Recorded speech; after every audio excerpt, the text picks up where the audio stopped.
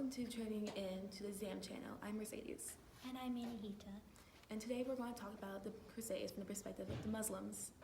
And everyone here is going to talk about Jerusalem and the importance of it.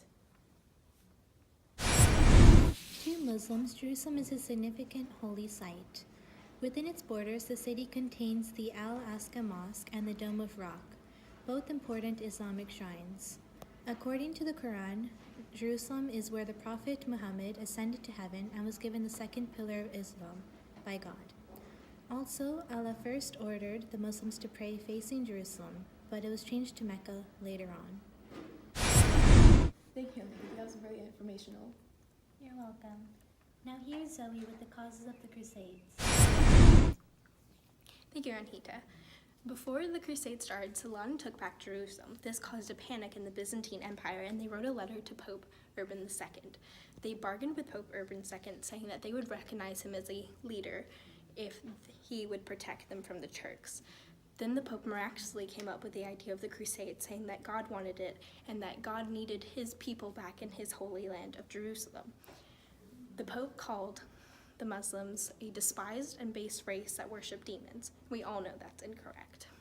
After the Crusades occurred, or were occurring, it was no more just taking back Jerusalem, but more taking all the Muslims' land and riches. Thank you, Zoe. Now here's Alex talking about the significant person of all into the Muslims during the Crusades. Thank you, Mercedes. Now, one of the key figures in the Third Crusade on the Muslim slide is Saladin, his real name being Salah ad-Din. He united the Muslim world, allowing them to take over Jerusalem. He did this through a combination of diplomacy and strict and swift military force. One of his greatest achievements is when he forced Jerusalem to surrender after taking over and destroying their army when they were thirst-starved in the desert. Thank you, Alex. Now Mercedes will talk to you about the impacts of the Crusades. Hi, I'm Mercedes, and we're going to talk about the impacts of the Crusades having on the Muslim community. One is the social impacts were discriminated by the Christians even when there was a truce before the Crusades, which was still important to the Muslims because they had that whole issues with getting respect from the others around them. Another ones, at the start of the Third Crusade, 2,000 captured Muslim soldiers were massacred by Richard and the Christians because the money for their release was lost, and Richard decided to kill them off. They had a terrible effect on the inhabitant Muslims who were living in peace in Christian villages without the causes of the Jerusalem war for Jerusalem. And also, after all these years, it resulted in a bitter resentment that persisted for many years and influenced political and cultural views and opinions that are still held today.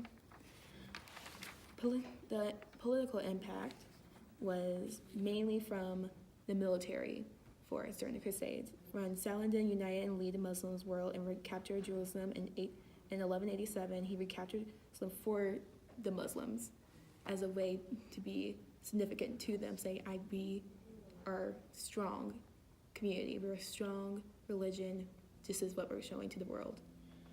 And when his soldiers entered the city, they were not allowed to kill civilians, rob people, or damage the city as well. They also organized a truce with Richard after the end of the Crusades because both sides were tired, and the truce were proclaimed. The pilgrims from the West would once again be allowed to visit Jerusalem without being troubled by the Muslims. The Crusades affected the nation's relationship with one another afterwards. Islam was weakened, and this helped delay the capture of Constantinople, but also made Islam an easier target for the Mongols, which were coming from writing from the east, who were coming into power throughout the Middle East. And this is what they shattered the Muslim world before they converted to Islam.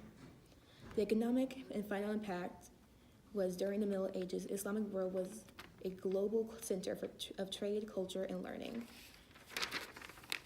Arab Muslim traders dominated the rich trade in spices, silk, porcelain, and jewels that flowed between China and the area that is now Indonesia and India. Crusades had little impact on the Middle East in terms of territorial loss and psychological impact.